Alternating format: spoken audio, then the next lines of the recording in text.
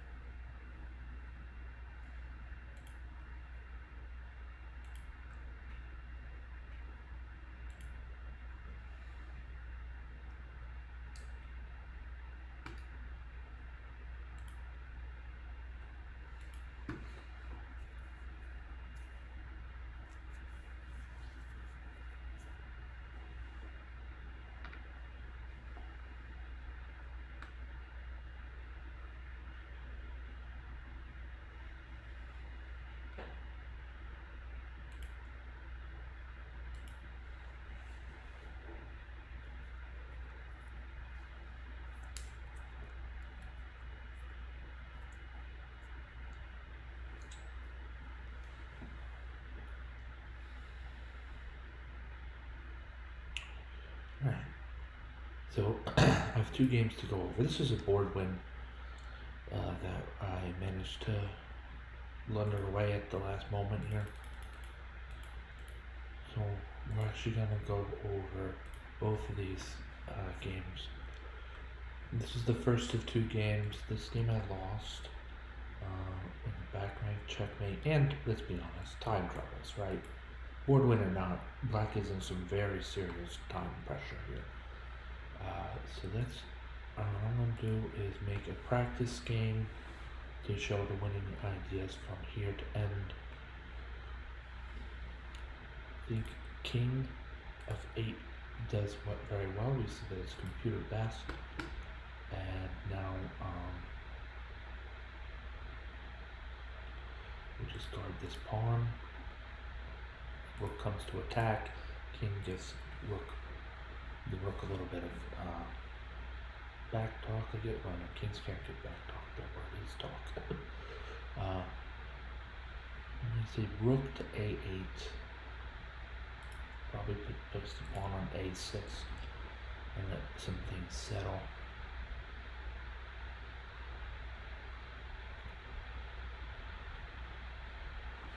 So I'm thinking of different ideas. One idea is to try to stop White's advances on the king side. Another idea is to get going towards our already dominating queen side and make one of these pawns definitely go. You could do one and then the other. Honestly, if you are going to do one and then the other, the one has to be g5. I think g5 is strong here for other reasons. It's more flexible. For instance, g5 followed by king f6. And we would want to normally place pawn to f6, but the king is so very protected here. He's not really in any danger from this. Rook could come to c8 and then to c7 for a check against the king on e7, but with the king on f6, the rook has to go to probably d8 and then try rook d6 check, and even then it's not clear that the king is really at any danger for king to e7, for instance. But before we can make that nice safe move for our king, let's play pawn to g5 to stop the h pawn in its tracks quite well.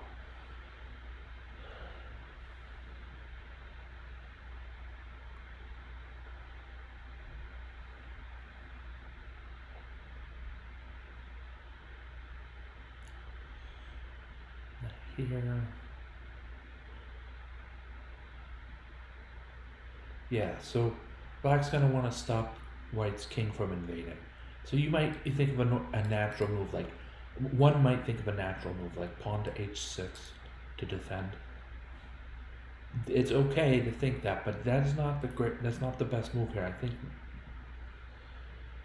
Black can play king f6 as planned, right?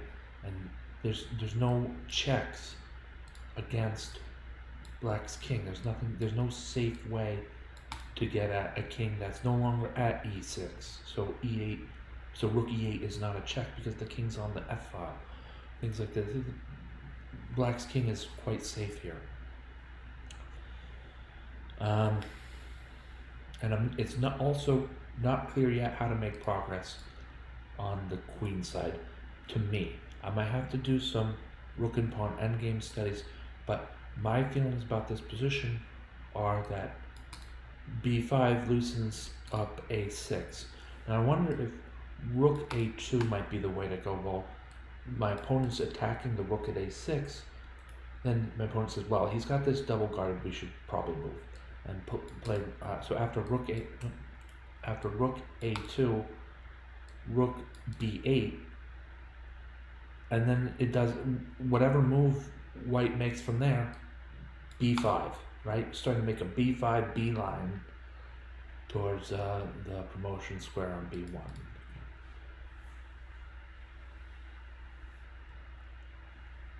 All the way to making queen time. Try to make a b5 b line all the way to making queen time. Some kind of coordination. Yeah, no, I think that's actually the move. Rook to a2 here, George. It seems pretty strong. And I'm not buying this e-pawn advance by white. Maybe I should. Let's keep our king relevant. And then after rook to e7, we'll get this tempo here.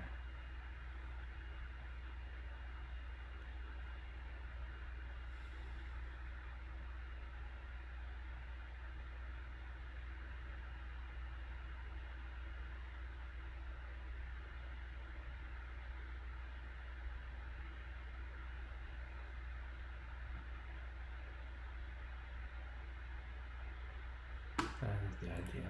Rook to d2 check.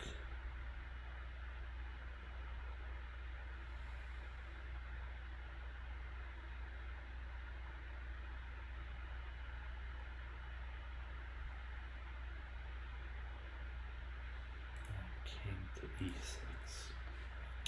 Let's take that back. Now the other move would be in this position. I don't like. Yeah, my opponent has found how to unhinge the h pawn.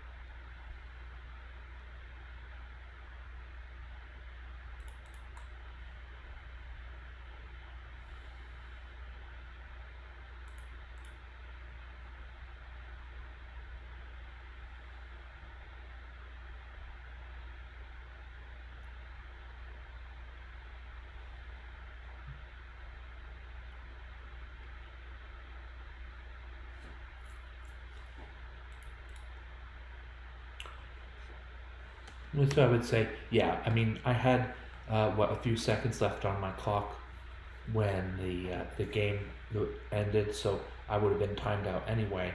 But I'm trying to prove that this is some sort of board win for black, and I think a lot of us would agree with that. But against the computer on maximum isn't always easy. So.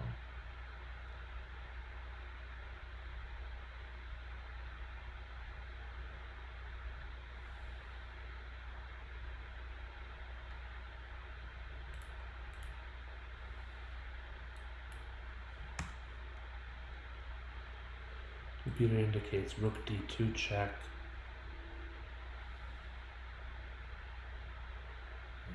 The b pawn. I tried b4, and aha, the computer indicating that rook to d8. Oops. I tried b4, rook to d8 here, so it says either offers white a trade that will destroy white on the d8 square, or white has to give white some territory.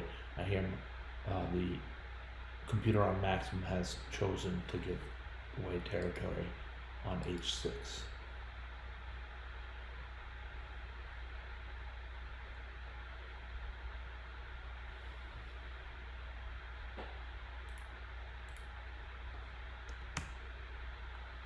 Rook 8.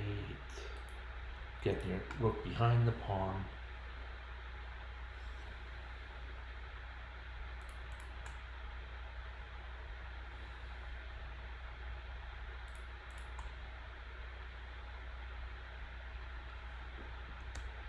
King to e6.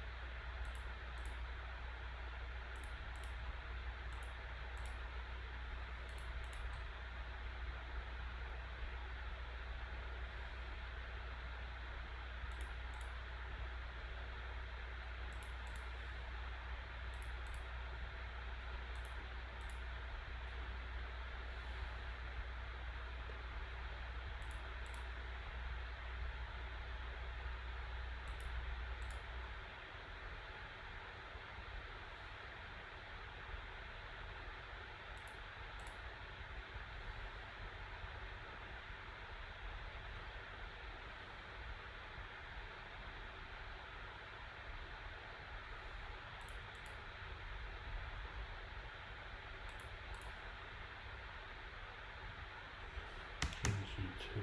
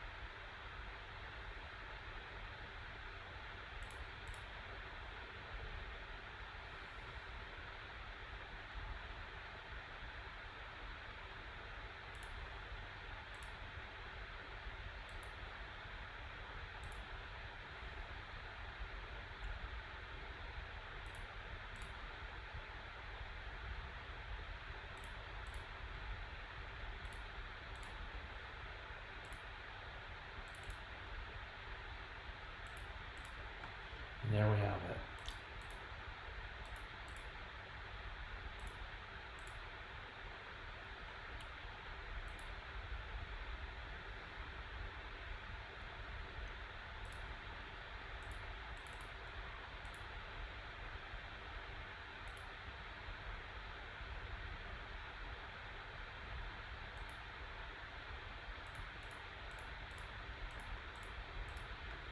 Alright, so that turned out to be reasonably complicated in a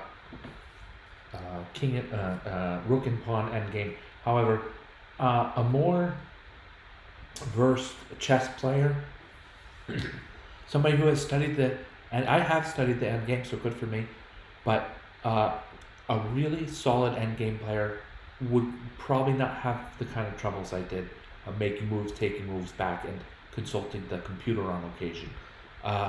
It's rook pawn endgames are endgames that I'm not a master of yet, but the studying I've done has really paid off. So some thanks due there to international master Daniel Wrench, who has an awesome rook and pawn endgame series. And that being said, I've studied some. I'm not all the way finished with those studies, so take that for what take that into account. All right. This will let this calculate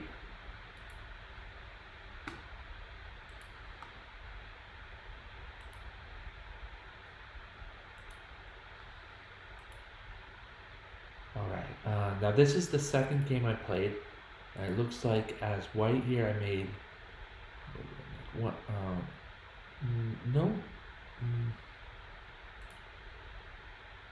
no blunders, but a miss and a number of mistakes. So let's take this from the top, so to speak, from the top, and start with how I played. I played e4. I'm starting to sprinkle e4 games back into my repertoire, or not even into my repertoire, or so much as into my gameplay.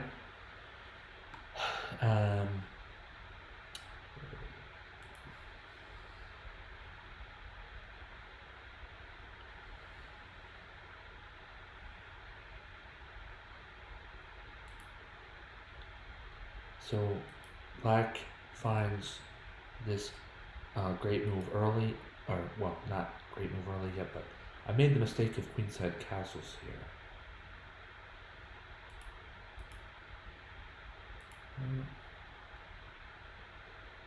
I mean, white is gonna castle queenside. I guess the question is then when. The knight has to develop somehow, the bishop has to develop somehow. And I see this as containing more action in the near term than would behoove a kingside castle, right? To get to a kingside castle is going to take some time. I think this position is going to become explosive before that. So that's part of the thinking behind queenside castles. They played queenside castles.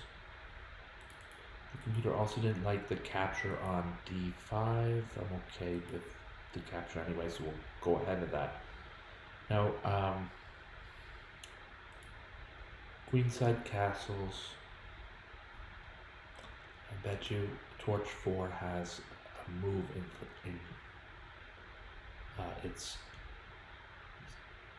cyborg brain, or not cyborg, it's computer brain. Bishop takes c3, followed by b takes c3, and I think then white's underbelly is too soft here, right? So to get things going, black would capture on c3. The recapture is, of course, the best move for white.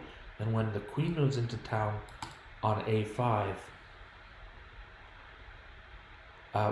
we're dealing with a king that is airy, right? There's too much air near white's king.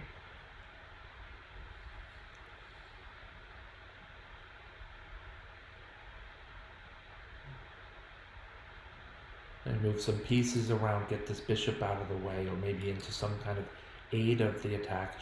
The bishop can aid the attack from f5, and then the rook slides over. Black just has a generally strong attack after bishop takes c3.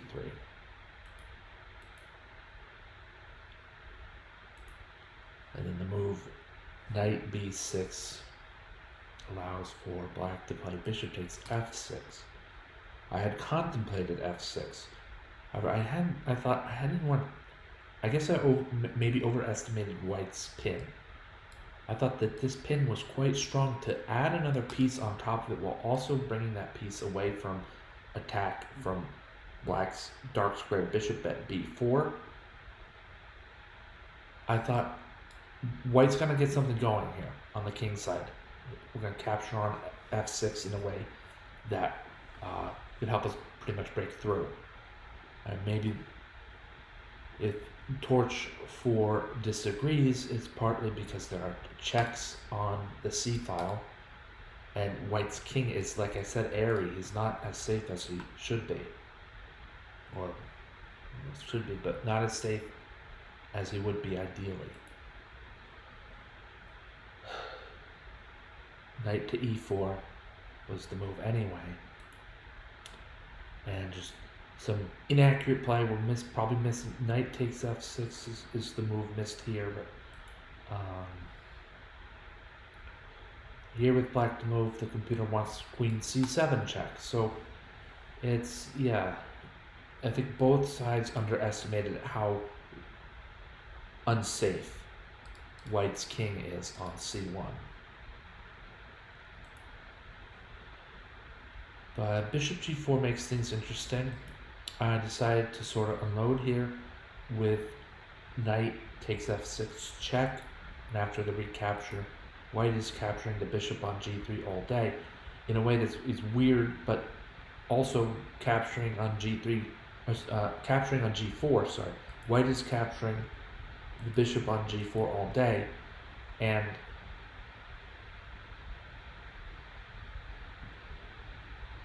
in a way that white does it with tempo. You know, it's kind of a strange way to think about it, but with black's queen still under attack from white's g5 bishop, then white does this, but also with tempo, and she has to be careful about her line of retreat, very careful about her line of retreat, or else there's mating threats on g7 soon, and then straight backpedaling along the diagonal. She just can't do that. My opponent threw this check in, rook to c1 check, or rook to c8 check first, and I think that's the way to go. And now the queen has very few squares to which she may travel safely. Yeah. Queen g6.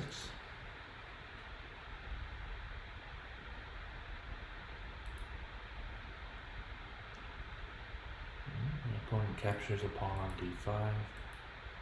White is looking to consolidate and develop the kingside knight.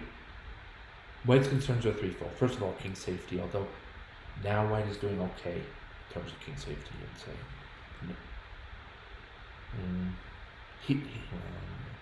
Here, white is doing okay in terms of king safety. We gotta keep a safe king, develop the kingside knight, and consolidate. This position is not clear. This is not a very clear position to me. And that the bishop, I moved the bishop back to d2. Yeah, that was not good. There's got to be something wrong with that in terms of material. The queen's in opposition, I'm okay with that. I capture back with my bishop on g4. My e2 bishop captures back on g4.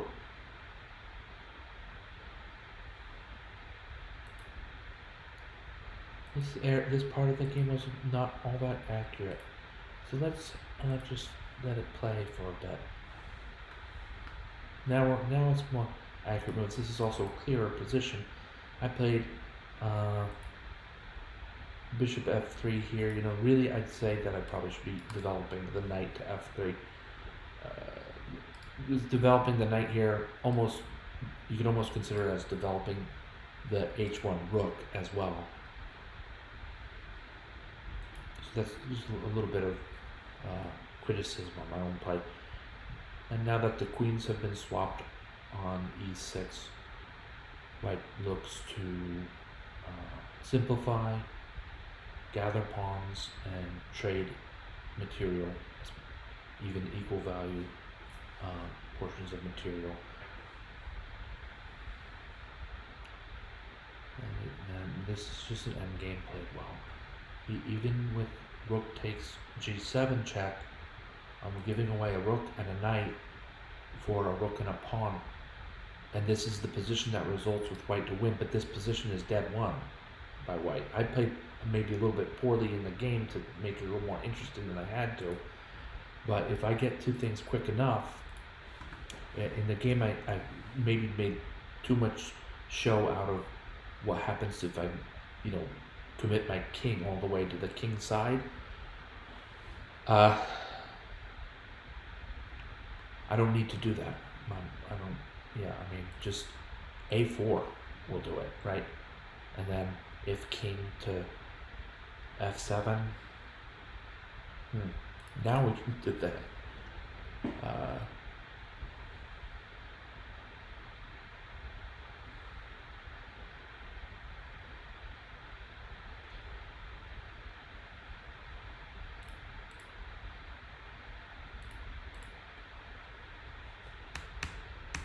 So you have to be careful with when and how we play our decoy pawn.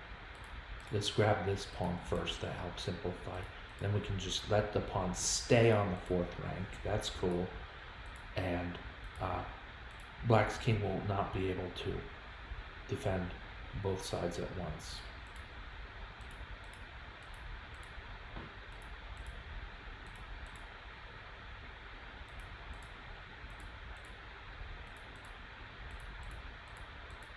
This is a better way for White to show the win.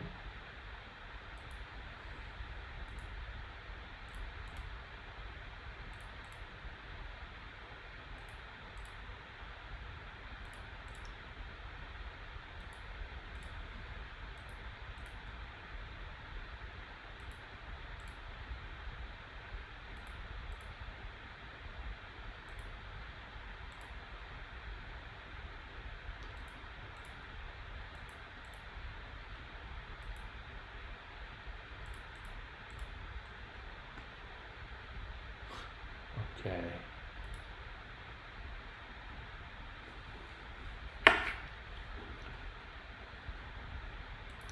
So it's just a cleaner win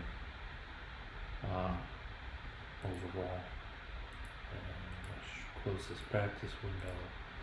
But in the game itself, what did I do? I think I might have gotten a little bit overzealous about pushing my king to the queen side, and I made it. Darn. Yeah.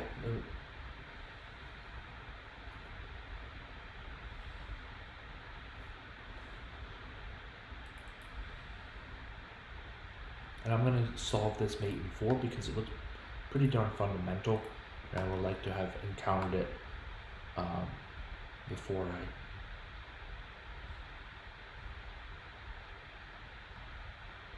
So this is shown as a mate in 4. I'm going to check here. Yes. Yeah. Alright, if that's all there is to it, and pick up the pawn.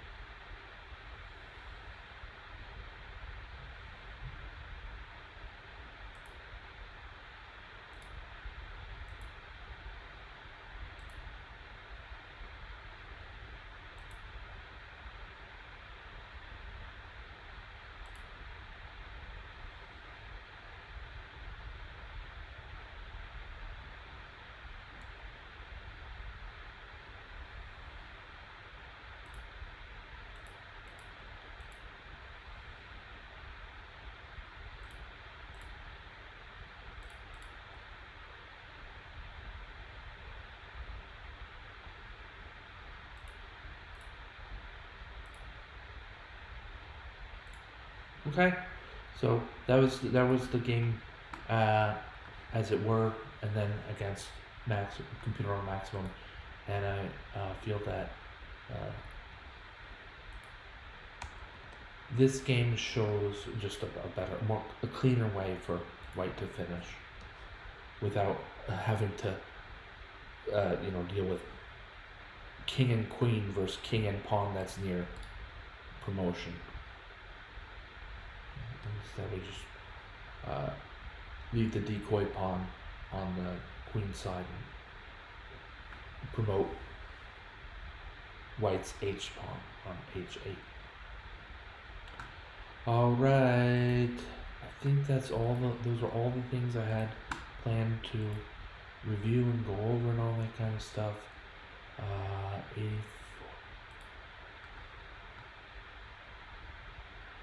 Right. Okay. All right. Overall, a good day of chess. My main, well, I keep it to myself, but overall, this is a good day of chess for me. I really had fun. There were a lot of interesting positions, and at the end of the day, everybody played good, solid chess, so I'm glad for it.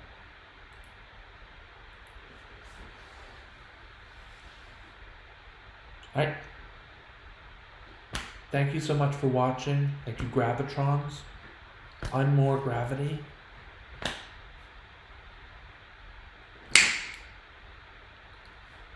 Have a great night.